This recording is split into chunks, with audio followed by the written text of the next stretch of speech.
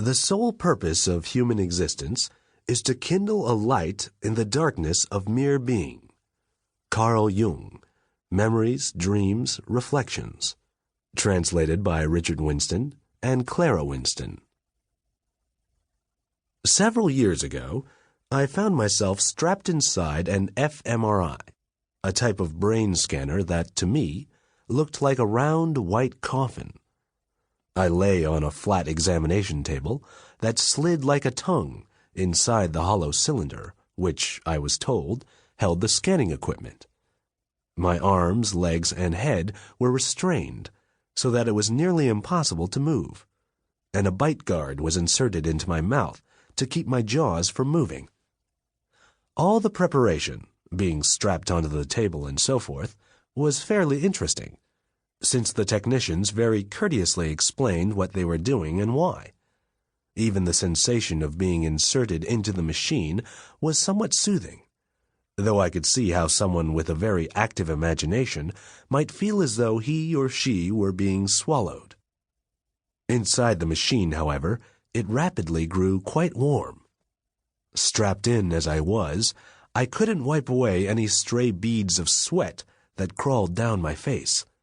Scratching an itch was out of the question, and it's pretty amazing how itchy the body can get when there's not the slightest opportunity to scratch. The machine itself made a loud whirring noise like a siren. Given these conditions, I suspect that spending an hour or so inside an fMRI scanner isn't something many people would choose to do. I'd volunteered, though, along with several other monks. Altogether, 15 of us had agreed to undergo this uncomfortable experience as part of a neuroscientific study led by Professors Antoine Lutz and Richard Davidson at the Weizmann Laboratory for Brain Imaging and Behavior in Madison, Wisconsin. The aim of the study was to examine the effects of long-term meditation practice on the brain. Long-term, in this case, meant somewhere between 10,000 and 50,000 hours of cumulative practice. For the younger volunteers, the hours had taken place over the course of perhaps 15 years, while some of the older practitioners had been meditating for upwards of 40 years. As I understand it, an fMRI scanner is a bit different from a standard MRI, which employs powerful magnets and radio waves to produce, with the help of computers, a detailed still image of internal organs and body structures. While using the same magnet and radio wave technology, fMRI scanners provide a moment-by-moment record of changes in the brain's activity or function.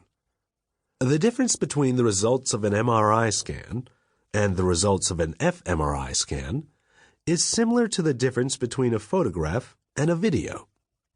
Using fMRI technology, neuroscientists can track changes in various areas of the brain as subjects are asked to perform certain tasks. For example, listening to sounds, watching videos, or performing some sort of mental activity. Once the signals from the scanner are processed by a computer, the end result is a bit like a movie of the brain at work. The tasks we were asked to perform involved alternating between certain meditation practices and just allowing our minds to rest in an ordinary or neutral state. 3 minutes of meditation, followed by 3 minutes of resting. During the meditation periods, we were treated to a number of sounds that could, by most standards, be described as quite unpleasant. For example, a woman screaming and a baby crying. One of the goals of the experiment was to determine what effect these disagreeable sounds had on the brains of experienced meditators. Would they interrupt the flow of concentrated attention? Would areas of the brain associated with irritation or anger become active? Perhaps there wouldn't be any effect at all. In fact, the research team found that when these disturbing sounds were introduced, activity in areas of the brain associated with maternal love, empathy, and other positive mental states actually increased. Unpleasantness, had triggered a deep state of calmness, clarity, and compassion. This finding captures in a nutshell one of the main benefits of Buddhist meditation practice: the opportunity to use difficult conditions and the disturbing emotions that usually accompany them to unlock the power and potential of the human mind. Many people never discover this transformative capacity or the breadth of inner freedom it allows.